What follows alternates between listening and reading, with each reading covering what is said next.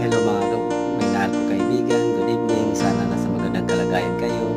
Nandito naman ako mangungulit sa inyo. Magdasal tayo ha. Maraming salamat. Sa ngalan sa Ama, at sa Anak, at sa Espiritu Santo. Amen. Panginoon kong Jesucristo, makapangyarihan sa lahat.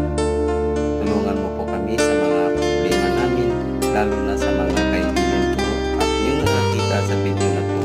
Bigyan mo sila ng biyaya at mabuting kalagayan, at sa mga oras, sa mga minuto na sana gabayan mo kami lagi. Huwag mo kami pababayaan.